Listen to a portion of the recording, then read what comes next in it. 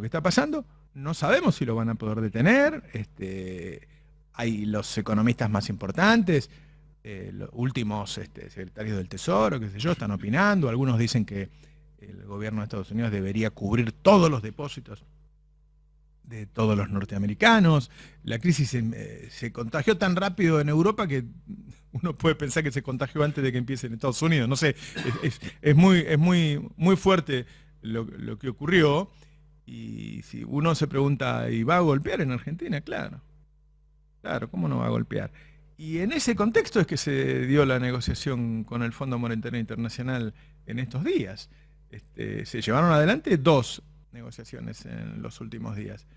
Con los bancos argentinos, por los bonos en pesos, que se logró correr para 2024 y 2025 un montón de deuda, con el arreglo con el Fondo Monetario Internacional.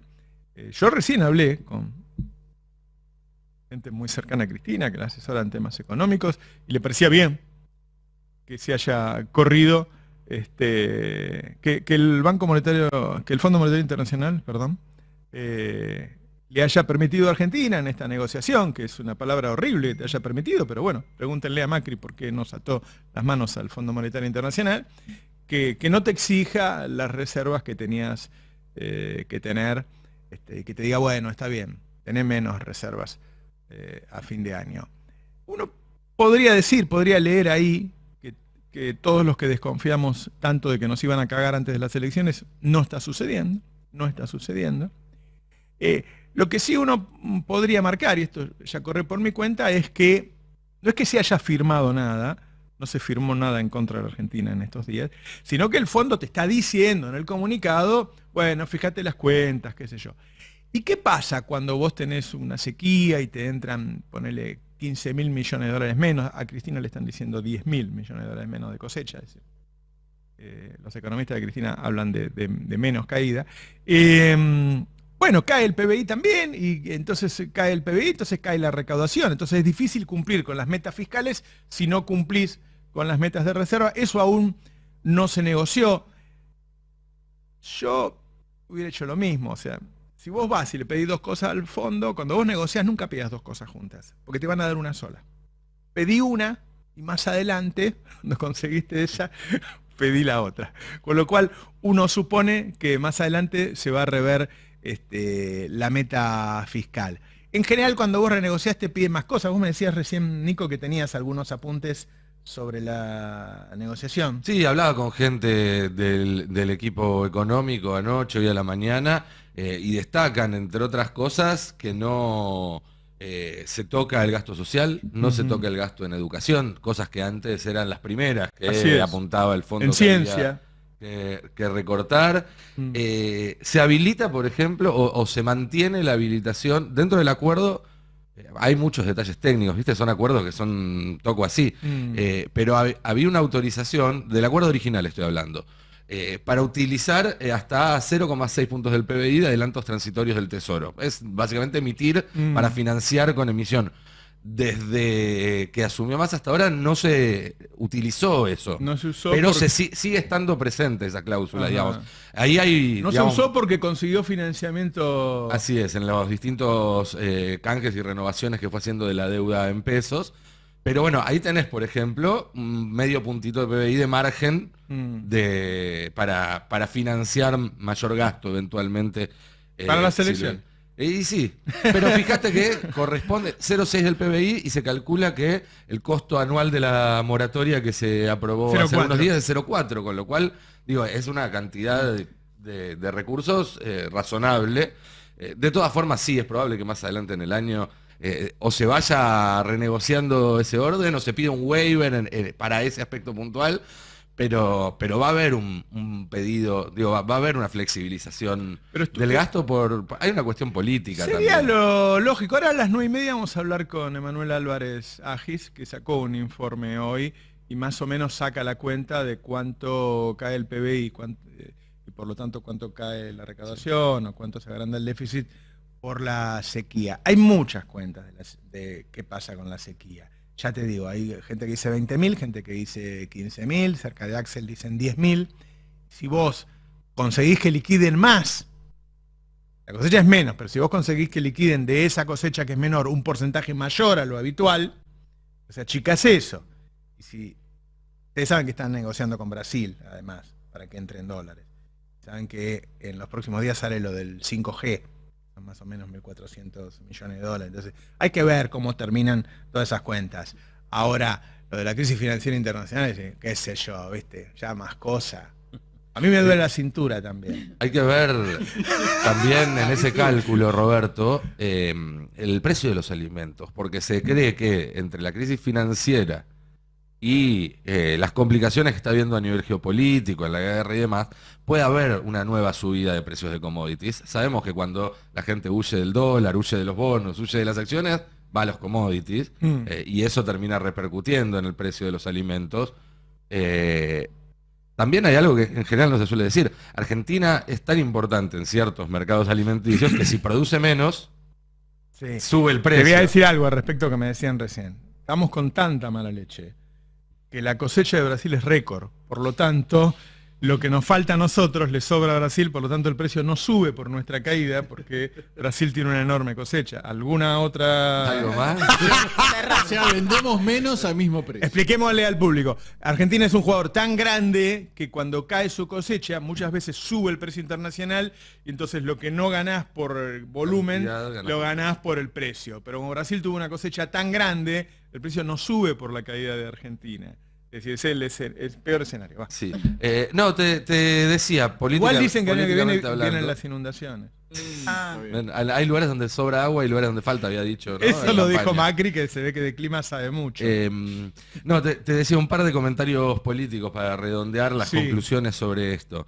El tema de aflojar, de aflojar con las restricciones al gasto parece necesario, porque claramente un escenario de alta inflación con recesión es el peor de los escenarios, lo dijo Cristina el otro día, y si no podés bajar la inflación, lo único que te queda hacer es evitar la recesión. El precio de las sequías son al menos 2 puntos del PBI, con lo cual si vos ibas a crecer 2 puntos, seguro no vas a crecer. De ahí en más, si vas a caer o no, lo veremos con la dinámica de los acontecimientos. La lógica en todo caso que venían diciendo es preferible tener 80% de inflación y un crecimiento de 1,5 puntos, 2, que tener 60% de inflación y un crecimiento nulo o una caída de 1 punto del PBI. Digamos que si ahí el enroque fuera ese, bueno, se va a aflojar un poco la canilla. El tema es qué política de ingresos tenés vos frente a semejante inflación. ¿No? El otro día uno me decía, bueno, la inflación en Estados Unidos fue del 10%. ¿Y cuánto perdieron los trabajadores de Estados Unidos? 10%. Porque no tienen paritaria. Entonces, bueno, ¿qué haces vos frente a una inflación del 100%? Y vas a empujar para que la mayor cantidad de gente posible no pierda el 10%, ¿no? Algunos pierden más.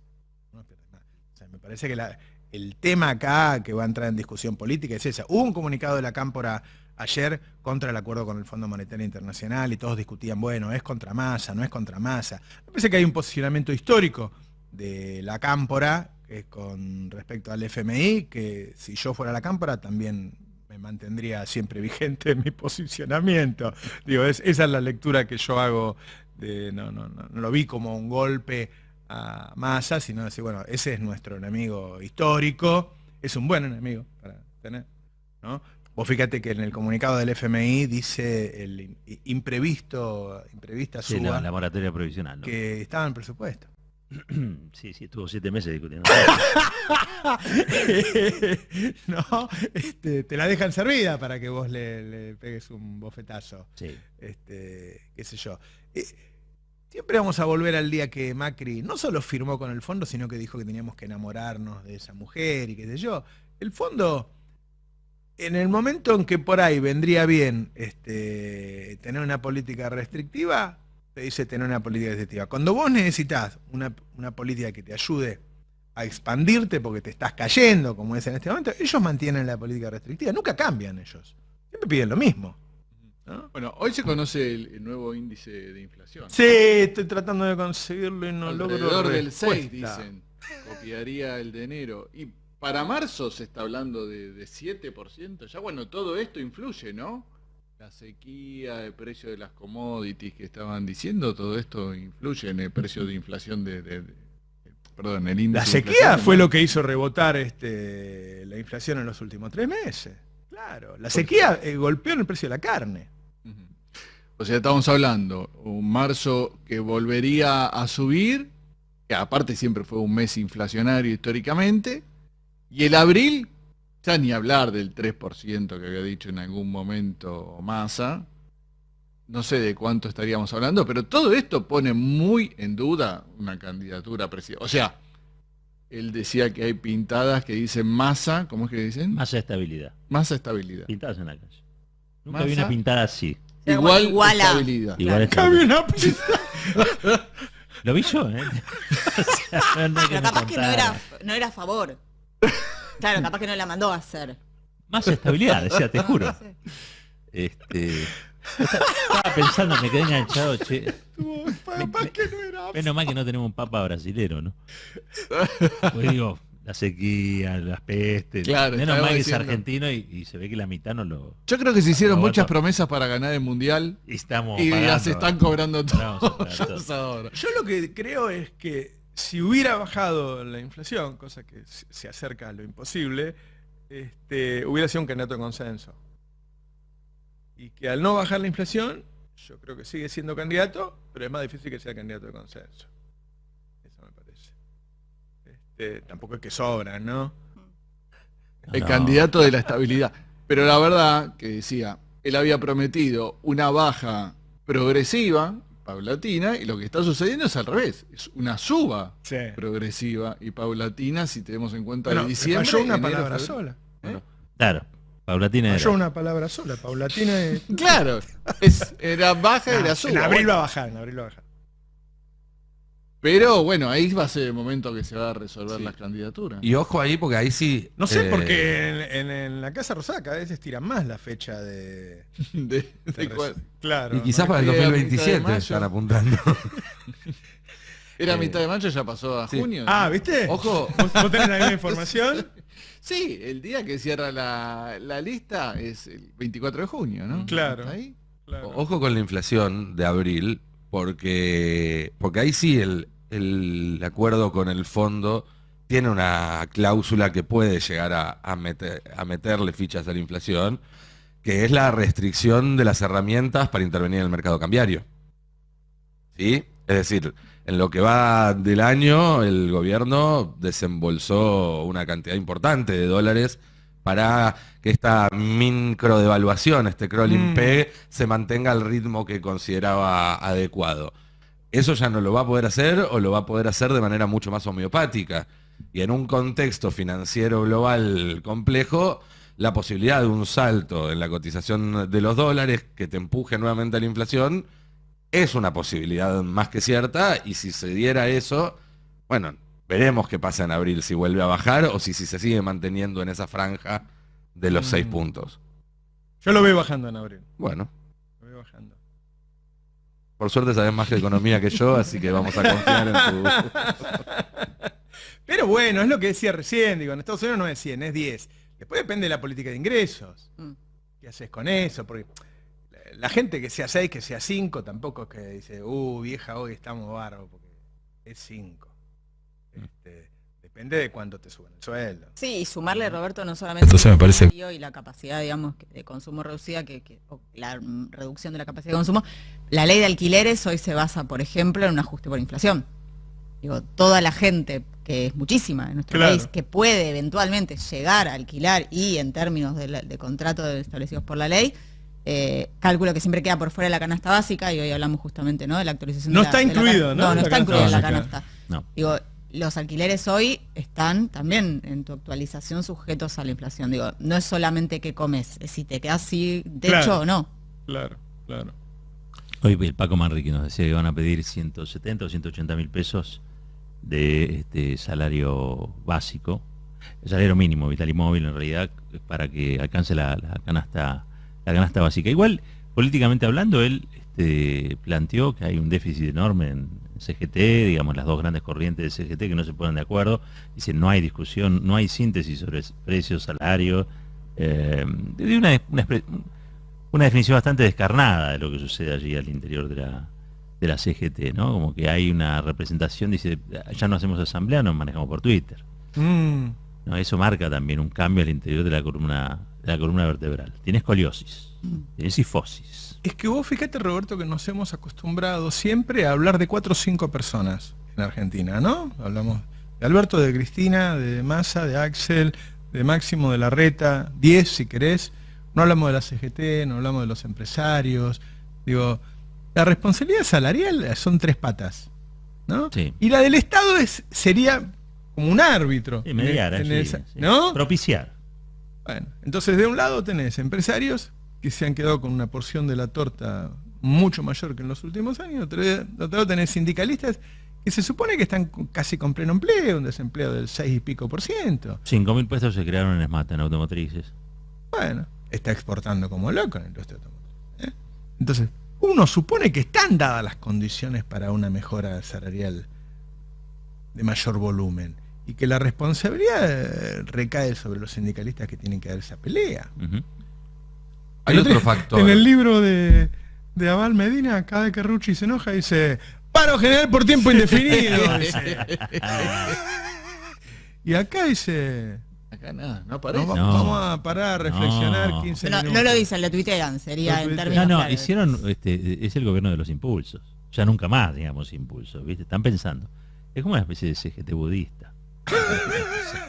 En algún momento la van a acomodar, pero por ahora no encuentran... Porque la crisis de representación no es nada más... No, claro. Que no tiene solamente lo político, el dirigente político, el que es candidato, ¿no? Ahí hay una responsabilidad también de los dirigentes. Yo quiero destacar esto, porque ESMATA, por ejemplo, es un sindicato con un tipo de obrero, digamos, que está bien remunerado.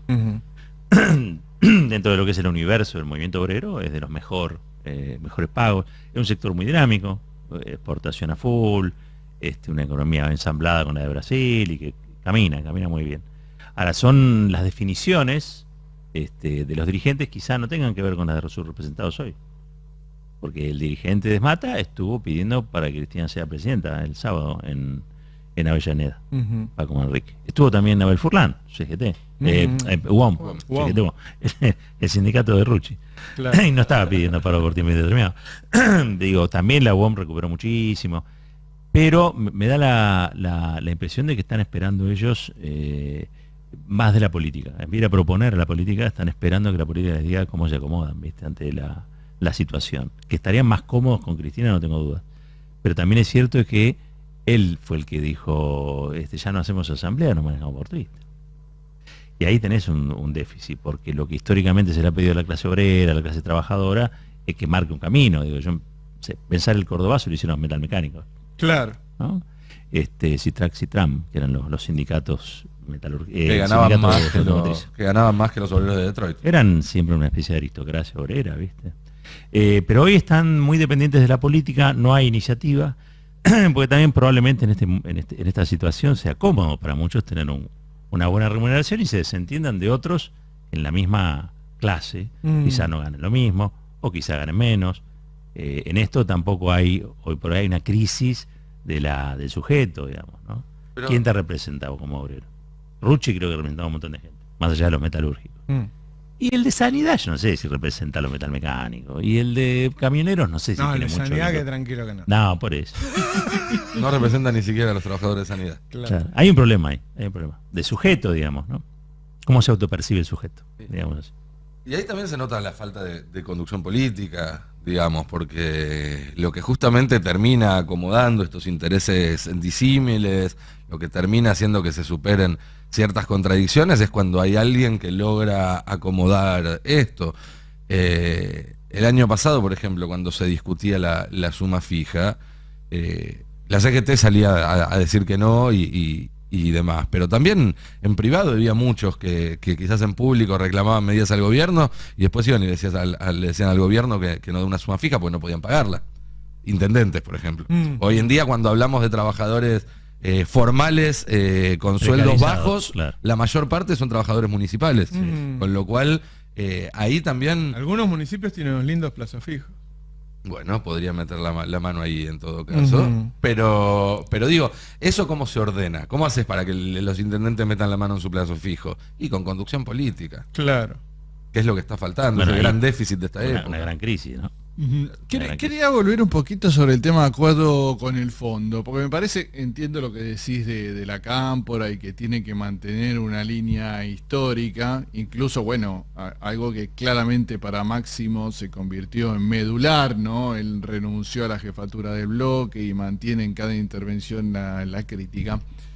Pero me parece que tanto lo que sucedió en su momento, cuando cerró el acuerdo Martín Guzmán, y el presidente pretendía mostrarlo como un logro, mirá qué buen acuerdo cerré, y la movida de Máximo y del kirchnerismo un poco le arruinó eso, y me parece que fue lo que terminó de romper la relación. Que ayer haya pasado, que yo entiendo porque mandan de economía, los puntos medulares del acuerdo, donde también se busca mostrar como un logro lo que consiguió Massa en esta negociación, un poco a contramano, que la cámpora salga de nuevo a marcar, es un condicionamiento para la democracia argentina, etcétera. Yo sé que la crítica es al fondo, ¿no? Pero también un poco ensucia lo que Massa quería mostrar como, miren lo que conseguí, que inmediatamente, porque no pasó ni media hora, salga un comunicado diciendo esto es una porquería que condiciona la democracia argentina. Yo estaba ayer anoche mientras cenaba y hoy mientras desayunaba, todo el mundo con mensajes preguntándome, che, ¿es contra Massa? Y yo preguntaba, bueno, ¿y vos qué opinás? Y qué sé yo, y algunos opinaban que sí, otros que no. Yo di mi opinión, para mí es un posicionamiento político contra el fondo, porque si vos haces una bandera de eso, renunciás a la jefatura de qué sé yo, después no puede ser que haya un movimiento, una renegociación y vos no digas nada, y si decís, ¿qué vas a decir a favor? Ahora, son balas que pasan cerca. Digo, si vos criticás la política económica, ¿cómo haces para salvar al ministro de Economía? Qué sé yo, a mí me parece que lo que se fue a buscar se consiguió. Digo, se fue a buscar que se corra, que te permitan no aumentar tanto las reservas, y te dijeron que sí, claro, y te dijeron, bueno, pero apurate en la suba, en la eliminación de los subsidios a las tarifas del 10% más alto. Eso es lo que está pidiendo el fondo, no está pidiendo que apure al resto, cosa que, qué sé yo, me parece razonable. Sí. Ahora, ¿hasta dónde las balas empiezan a tocar a Massa también de parte de la cámpora? Y bueno, qué sé yo, habría que preguntárselo a la cámpora.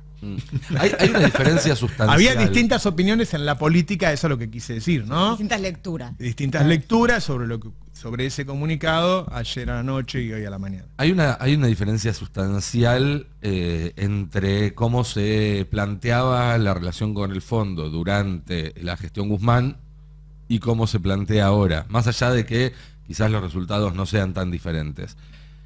Durante la gestión Guzmán había un énfasis muy importante en que el plan del fondo era el plan de Argentina y que no hacerle cambios al plan era una manera de darle previsibilidad a la economía argentina. Entonces, incluso cuando desde el fondo planteaban, che, mirá, estuvo la guerra, che, mirá, estuvo esto, si querés, flexibilizamos metas, Guzmán decía no, porque si yo empiezo a flexibilizar metas, no se genera la expectativa positiva que era la idea del plan con el fondo. No funcionó eso, está claro. Acá Massa dice, toquemos todas las metas que haya que tocar para que esto se acomode a la realidad argentina. No tratemos de que la realidad argentina se acomode a ese plan.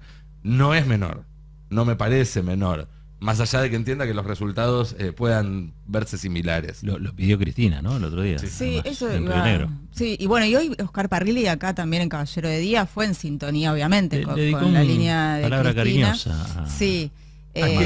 ¿A más? Sí. Sí, dijo. ¿Cariñosa es la palabra que te sale? Sí, fue cariñosa. No, pero lo elogió, sí, Sergio, sí, claro. Sergio. ¿Pueden buscar el corte? Sí, Sergio. Sergio, sí, bueno. 2 veces lo dijo. O sea, lo reafirmó, pero además, digo, en sintonía con lo dijo Cristina el viernes con respecto a lo del fondo y también... Yo lo hice primero, que estaban... Sí, claro. Bien. masa friendly. Como diría Eh, el gato, lo dije yo primero. Sí, digo, fue en bastante sintonía también con respecto a la línea, con revisar el acuerdo en unidad, ¿no? Con las distintas fuerzas políticas. Sí. Incluso dijo que entendía que en Juntos por el Cambio no era homogéneo, que había sectores que podían llegar a tener un diálogo, ¿no? En este sentido. Y hay algo que dijo Kicillof alguna vez y que agarramos muchos y muchas, que fue esto de cuando ya te empiezan a complicar la explicación de economías porque en algo te están perjudicando, ¿no? Lo dijo Jaureche también. Sí, pero digo, en el tiempo reciente un economista y exministro de Economía, digo, en Claro. el sentido de te lo está diciendo el propio dueño del problema. Y en ese marco me parece que también hubo una gran dificultad en explicar mejor la deuda y el endeudamiento y las consecuencias que efectivamente para el llano nuestro y el cotidiano no desmenuzamos el acuerdo ni tenemos una lectura de cada uno de los ítems o del comunicado del ministerio. Y hacía no tanto tiempo habíamos compartido una de las encuestas que se habían hecho con distintos temas. Me acuerdo que 50% había dado que consideraban que el endeudamiento fue de este gobierno y 50% del gobierno. Claro, la de gente ya Mauricio no Macri. sabe ni, Claro. ni quién se endeudó. No, Sí. claro. Igual, perdón, esta es una opinión por la cual seguramente recibiré algún tipo de crítica, pero comunicados como el de ayer no ayudan a aclarar, ¿eh? ¿De la Cámpora? Sí. Claro, la gente no sabe muy bien si estás a favor o en contra. Hay otra cosa, en el discurso del otro día de Cristina dice que va a hacer una infidencia, está haciendo una por acto, diría yo. Está escribiendo el libro de historia del Historia de gobierno. infidencias. Infidenciamente, claro, infidencialmente. Y dice que Pese la llama un día para decir la gente del fondo se quiere reunir con vos porque Guzmán está muy duro, muy terco en la negociación. Eso lo hace quedar bien a Guzmán, no mal. Claro. Y aparte explica por qué no, claro, y explica por qué no fue. Le dice, le saco poder. Por lo a menos él. en comparación con Pese. Claro, a mí me llamó la atención porque uno entiende que lo que se le critica a Guzmán es lo contrario, que fue muy blando, ¿no? Que Claro. permitió avanzar demasiado en el fondo. Y me llamó la atención de esa infidencia porque daba a entender lo contrario, que el fondo quería saltear. Dice lo contrario. Claro. Quiere decir lo contrario, claro. Que el fondo quería saltear a Guzmán, que estaba muy terco. Dijo, creo que fue la palabra Lo que terco. pasa es que una vez que vos acordás, Cristina dijo el otro día, hay que pagar las deudas, hay que pagarle al FMI. El tema es cómo se renegocia. Bueno, ahí entra todo un campo de subjetividad, al que le parece bien o al que le parece mal cada renegociación. La de Guzmán, esto que no fue una renegociación total, pero fue un cambio de reglas sin pedir un waiver. Por ahí la gente no entiende exactamente qué es. Bueno, es mejor esto que caer, ¿no? Porque el FMI te tiene que dar 2 o 3 waivers antes de cortarte la cabeza. Bueno, está llegando a la elección, pensábamos que nos iba a cagar antes de la elección y no sucedió. Obviamente el ideal es hacer lo que hizo Néstor, un día pagarlo. Claro. Estos tipos cada vez piden más plata, entonces no es lo mismo pagar 10.000 que 50.000.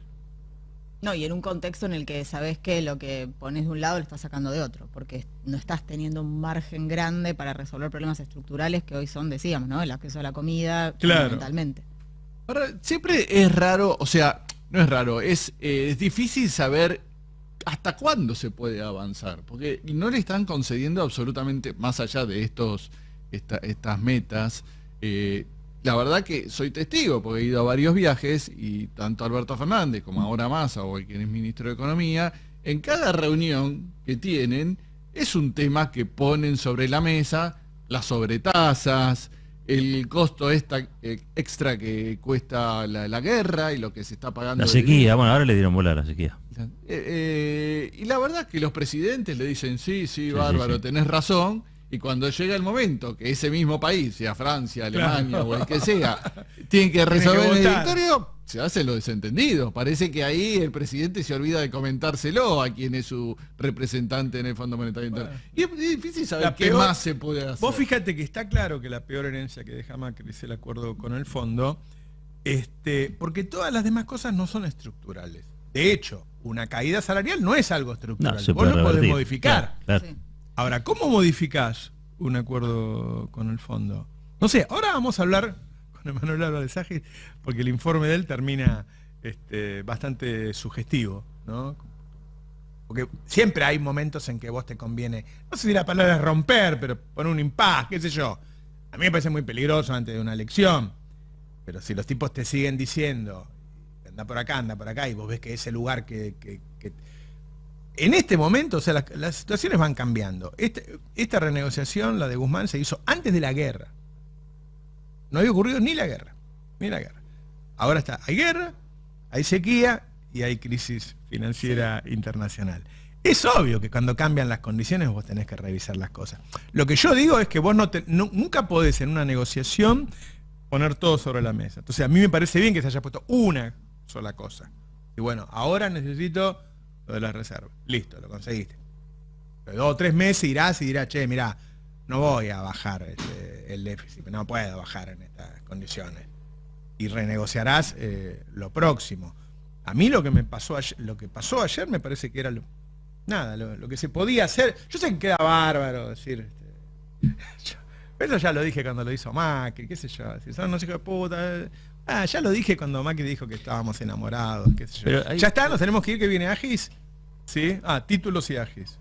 Perdón. Bueno. No, que digo, no deja, o sea, no está mal de todos modos señalar cuáles son las complicaciones para la economía argentina de tener al fondo encima. Sí, obvio. Más y no está mal, digamos, son dejarlo, condicionamientos, limitaciones que te impone. Te haré un factor más para el análisis. En el contexto de los cambios mundiales que estamos viviendo, probablemente el Fondo Monetario Internacional en 2-3 años sea mucho menos poderoso que ahora. Por ¿sí? China, India, los BRICS y todo eso. Si el dólar empieza a retroceder, aparece alguna otra alternativa, claro. Y se corre, digamos, el patrón de la economía global hacia otro esquema, el FMI que va a tener, va a tener menos peso, va a tener menos poder. 2 o 3 años son como 200 de antes. Y bueno. Viste que dicen, los 60 de ahora son los 40 de antes, cosa que a mí mi cuerpo no me lo... Pero... ¿Quién te dice que le prestamos plata a nosotros? Claro. Bueno, me tengo que ir a los títulos. Muchas gracias.